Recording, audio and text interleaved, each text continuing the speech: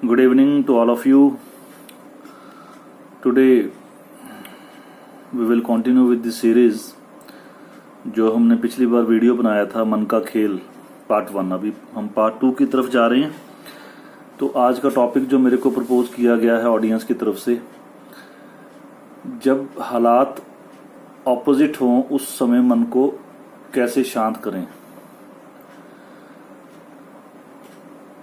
इसका पहले मतलब समझना जरूरी है। हालात ऑपोजिट हों मतलब हालात जो हैं वो हमारे लिए अनुकूल ना हो।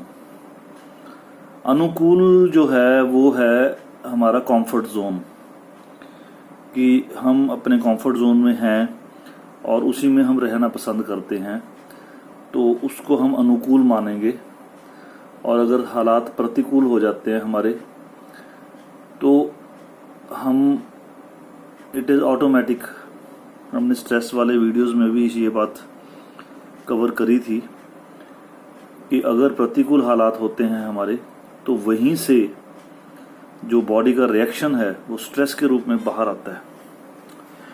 तो अब ये उसी अवस्था के अंदर हम पहुंच गए हैं, उसी पोजीशन को हम डिस्कस कर रहे हैं कि अगर हालात हमारे अपोजिट हो जाएं तो उस समय मन को हमने शांत कैसे रखना है। तो मन जो है उसकी जो प्रकृति है बेसिकली वो है हमेशा उद्विग्न रहने की। डिस्टर्ब बहुत जल्दी रहता है मन जो है, क्योंकि मन का एक बड़ा सिंपल सा फार्मूला है कि अगर तो उसके मुताबिक सब कुछ हो रहा है तो है सब कुछ बहुत बढ़िया। अगर एक भी चीज उसके अगेंस्ट हो गई तो वो आपको डिस्टर्ब बहुत बुरी तरह से करता है।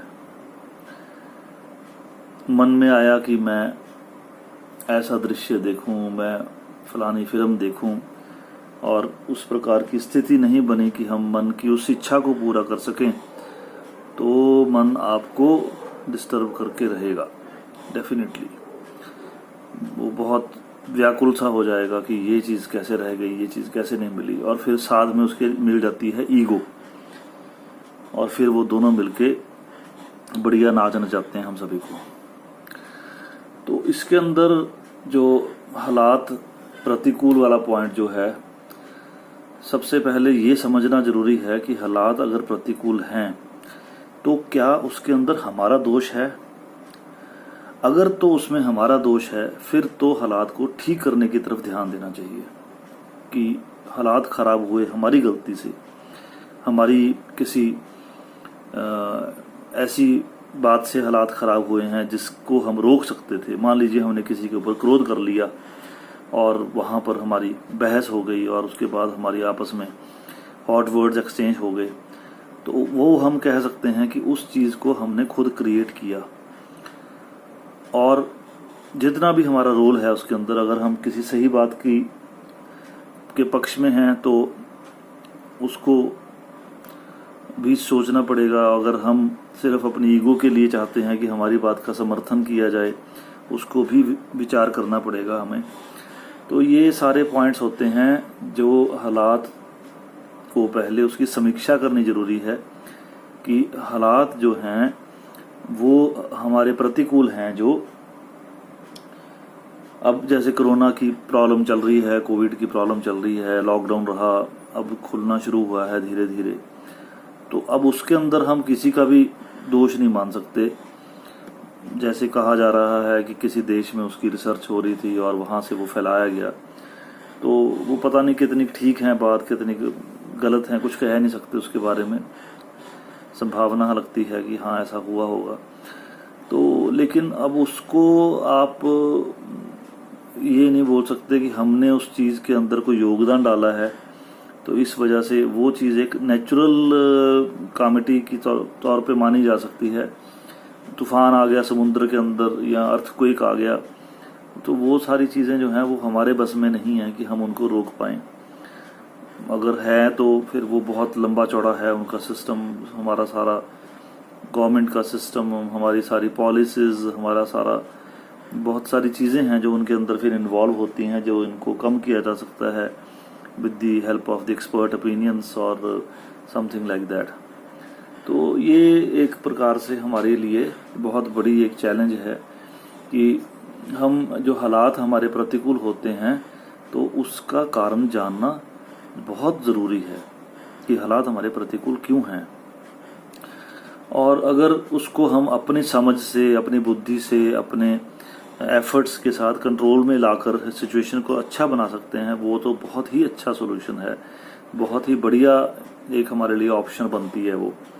लेकिन अगर हम उसका कुछ नहीं कर सकते, फिर उसका एक ही तरीका है कि हमें उसको एक्सेप्ट करना पड़ेगा, जो भी हो रहा है या जो भी हुआ है, और फिर ये सोचना पड़ेगा शांत दिमाग से, शांत मन से कि हम इसमें से बाहर कैसे आ सकते हैं।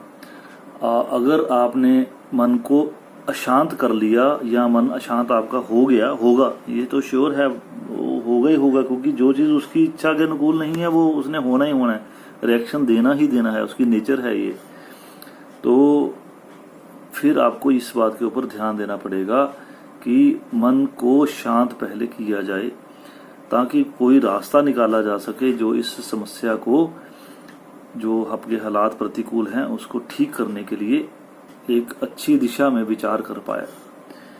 तो ये सारे पॉइंट्स बहुत इम्पोर्टेंट हैं। तो मन को शांत आपने जो रखना है उसको, उसके लिए आपकी एक डेली एक्सरसाइजेज होनी जरूरी हैं, मेडिटेशन होनी जरूरी है, मन की जो प्रकृति है उसको समझना जरूरी है, और उसको बुद्धि के द्वारा, जो फर्स्ट एपिसोड में हमने बताया था कि बुद्धि जो है वो हमेशा मन को कंट्रोल कर सकती है, मन को अच्छा रास्ता दिखा सकती है, मन को गलत काम करने से भी रोक सकती है। तो इस बात का आप बहुत अच्छी तरह से यूटिलाइज कर सकते हैं इस बात को कि अगर मन जो है हमारा अशांत है हालात के कारण, तो उस अशांत मन को पहले शांत किया जाए। तो बहुत उसके लिए आपको ध्यान रखना पड़ेगा, क्योंकि मन जो है वो बहुत जल्दी इस बात के ऊपर के लिए तैयार नहीं होगा, क्योंकि इसके अंदर आपको अपनी ईगो को मारना पड़ता है, और ईगो को कभी मारने देता नहीं है मन। अहंकार जो है उसको कभी मन मारने नहीं देता कि उसको ख़त्म कर दिया जाए। तो ये बड़ी एक प्रैक्टिकल सी कंडीशंस हैं जो होती हैं। बोलना बहुत आसान है लेकिन उनको करना बहुत मुश्किल है। तो आप ये बात बोल सकते हैं मेरे को, लेकिन हमने करना इसलिए है ताकि जो नुकसान हमारा हो गया वो नुकसान और ज़्यादा ना कहीं आगे बढ़ जाए। मान लीजिए हमारे पास ऑप्शन है, एक तरफ हमें 100 रुपये का नुकसान है, दूसरी तरफ 500 रुपये का नुकसान है, तीसरी तरफ 1000 रुपये का नुकसान है। तो हम क्या करेंगे? हमें पता है नुकसान तो है ही है, हमें पेनल्टी तो पड़ गई है, हमें पनिशमेंट तो मिल गई है, तो नेचुरल है कि हम 100 रुपये की तरफ जाएंगे। हम सोचेंगे 1000 रुपये के मुकाबले में 100 रुपये देकर अगर हमारा 900 रुपया बचा तो हम बेनिफिट में हो गए। तो ये आपने अपने मन की शांति के द्वारा ही इसको उपलब्ध करना है, इस चीज़ की प्राप्ति करनी है, ताकि आपके पास जो है उसको आप बचा सको, और जो नहीं है उसका आप निवारण कर सको, उसकी आप कोशिश कर सको उसको ठीक करने की। नहीं तो कम से कम अगर वो चीज़ आपके साथ आपकी बिछड़ गई है आपसे, उस चीज़ का आपके पोजेशन में से ख़त्म हो गई है वो चीज़, तो एटलीस्ट ये बात तो ज़रूर है कि उस चीज़ को आप एक्सेप्ट करने को तैयार हो जाओ कि ठीक है ये मेरा लॉस हो गया। हम देखते हैं ना, कई बार हम देखते हैं एक्सीडेंट के अंदर कोई किसी का मान लीजिए पैर जो है ज़ख्मी हो गया और फिर धीरे धीरे उसके अंदर जहर फैल गया, तो सारी बॉडी को बचाने के लिए कई बार पैर काटना पड़ जाता है। तो उसके पीछे मकसद तो यही होता है कि ताकि सारी बॉडी में वो जहर ना फैल सके। तो कई बार इस प्रकार से हमको लाइफ के अंदर लॉस सहन करने पड़ते हैं। तो उसके लिए मन को आप शांत रख के उस चीज़ का डिसीज़न लो, तो डेफिनेटली आपको वो बेनिफिट देगा। तो मेरे ख्याल से इस टॉपिक के लिए जो क्वेश्चन पूछा गया था उसको हमने एड्रेस कर लिया है। तो अगला टॉपिक अगर आप लोग प्रपोज करें मन के साथ रिलेटेड, जो मन का खेल की सीरीज़ है, तो हम वो करेंगे। बाकी जैसा आप लोगों की रिक्वायरमेंट्स आएंगी वैसे ही मैं वीडियो बनाता रहूँगा। तो इस चैनल को सब्सक्राइब कीजिए, वीडियो को लाइक कीजिए, कमेंट कीजिए, अपने क्वेश्चंस पूछिए, डिस्कशंस कीजिए, ताकि आपकी लाइफ और बेटर हो सके। So thank you so much for your time. तो बहुत जल्द मिलेंगे अगले वीडियो के साथ। So till then good night and bye, take good care of your self.